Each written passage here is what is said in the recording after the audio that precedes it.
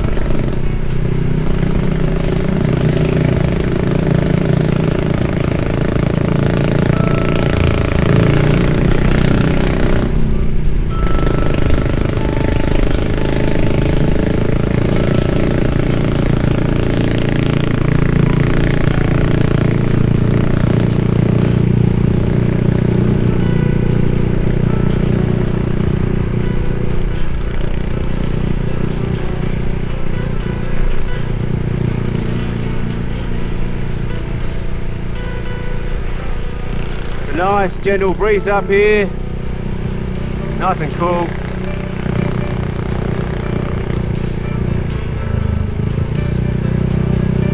I haven't seen many people up here, might be having their afternoon siesta.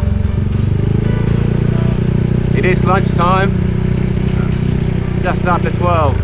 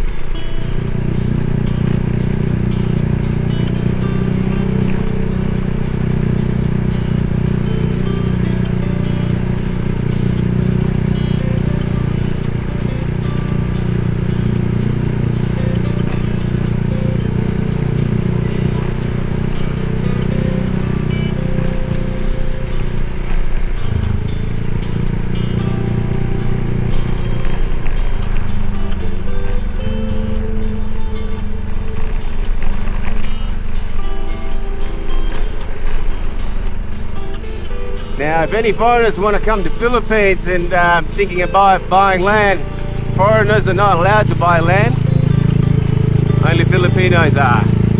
So what most foreigners end up doing is buying land and putting it under their partner's name or the wife's name. Now there is a clause. Now the land itself can be put under the wife or the partner's name or the girlfriend, but the building itself, the house, if you're building it, that can be put under the foreigner's name. So there's no law against having that property, put under his name or the house. And then what foreigners can probably do is, that's what I've heard, is that they can lease the land off the partner for say like 70 years, 50 years,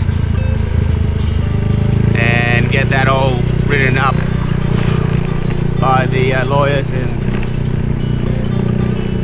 attorneys, and that guarantees the foreigner that, you know, you can live there, even though the property is under his girlfriend or wife's name. So that's one way of doing it.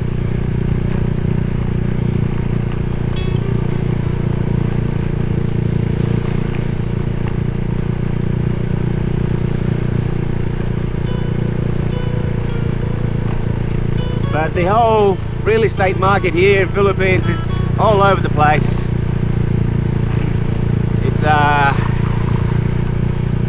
you've got different titles. You've got mother titles, which have been passed on from the mother to the sons, brothers, sisters, and yeah, it's all complicated. So you really mother titles are probably, from what I understand, are one of the worst. Best to avoid them, because you might be buying a land that is a mother title and then it's been sold to you, but one of the brothers finds out that it was sold and he didn't get his share, so he can dispute that, take you to court, say, well, hang on, that's officially, that's still his.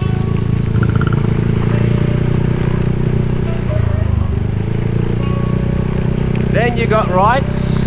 Rights are just land that's been given to people,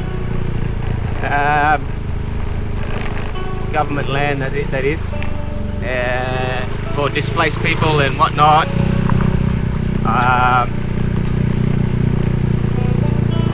And you can get, the rights are just like a certificate. They can be sold and passed on to somebody else. They're usually a lot cheaper. Well, the problem with the rights title is that if the government wants to come along and decides that land is a valuable piece of property to them, such as any land that's along the coastline that could be turned into a resort or an investment for the government, they can quickly come in and say, well, this is government land,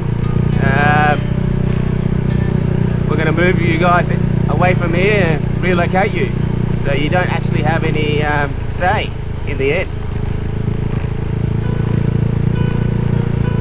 So you don't have any guarantee with that, with purchasing that land through a rights certificate.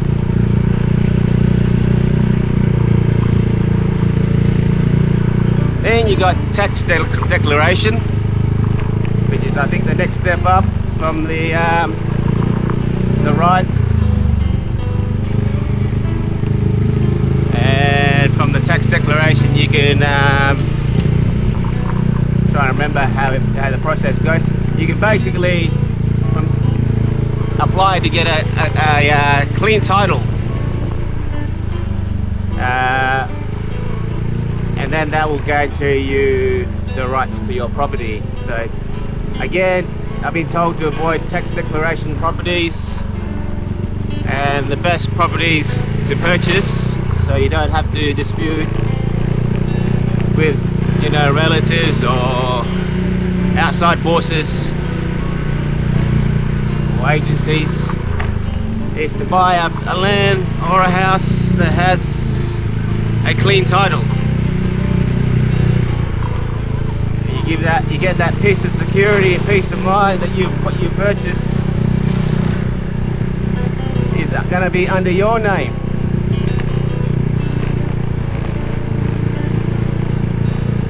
And that's the best way to go about it.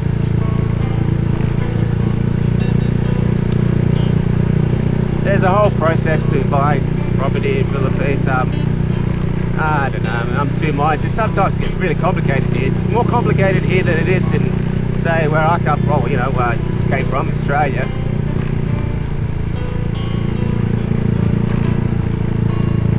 And especially when you go out to these, you know, rural areas or province areas, I mean, you do have real estate agents, but a lot of these properties are also advertised on Facebook Marketplace. You'll see them quite a lot. Land for sale, house and lot for sale.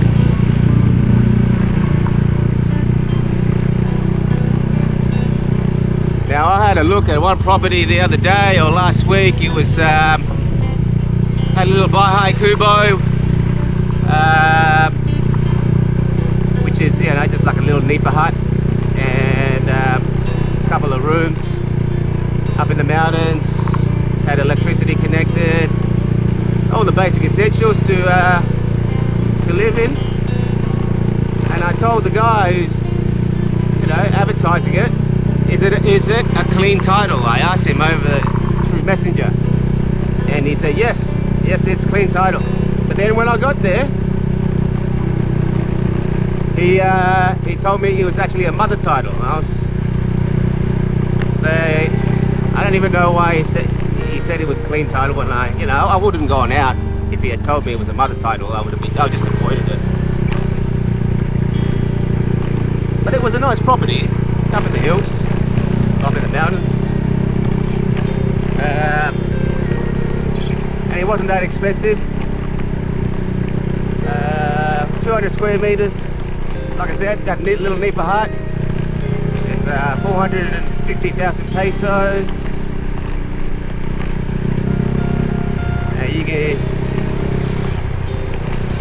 You guys can work that out. Divide it for all you foreigners out there. You can divide it with your currency. Then you'll come up with your own idea as to how much it costs. And again, that's a very basic setup.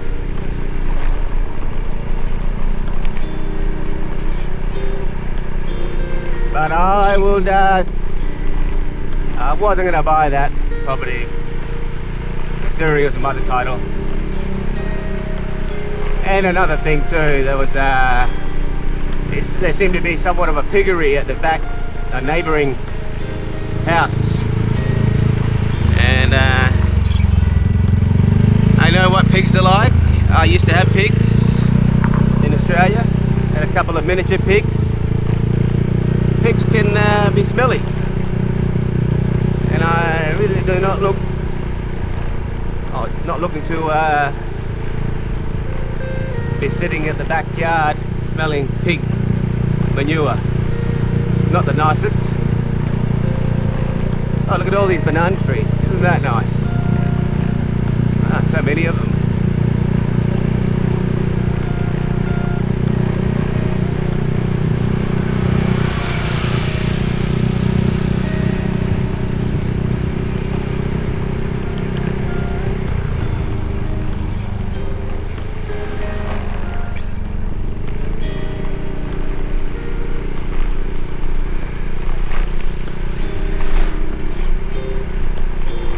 What most foreigners usually end up doing is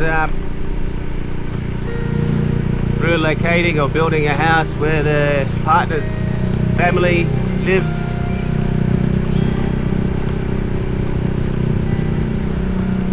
Usually purchasing land that's not too far away from the family or the family owns.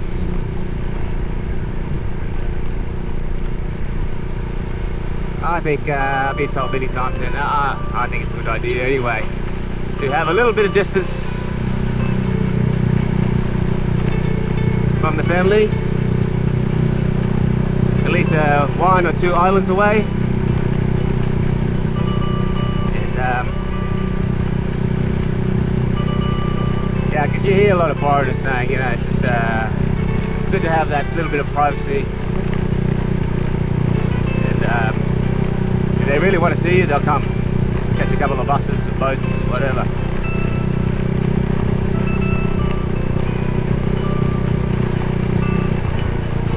Now I really don't know where this road's going, but I'll keep following it.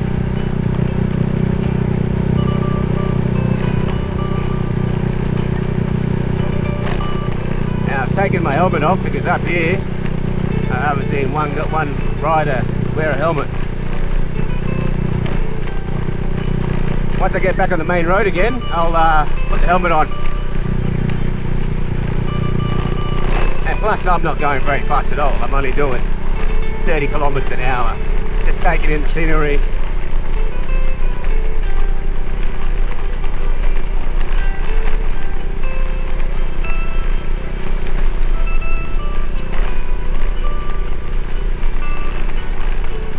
I do like it up here in the mountains. There's a bit of separation between neighbours. Whereas in a major, more bigger town, it's more compact.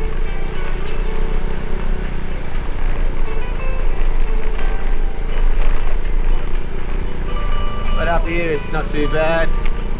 Get a little bit of you got gaps between neighbours.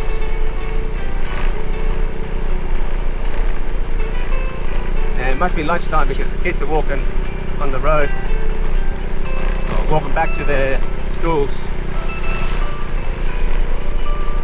after having lunch at home.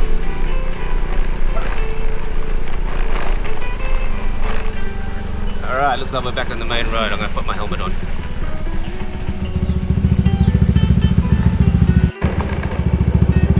There he goes.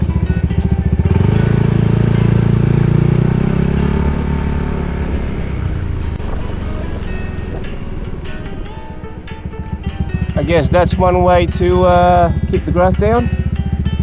Looks like a native pig. Yeah.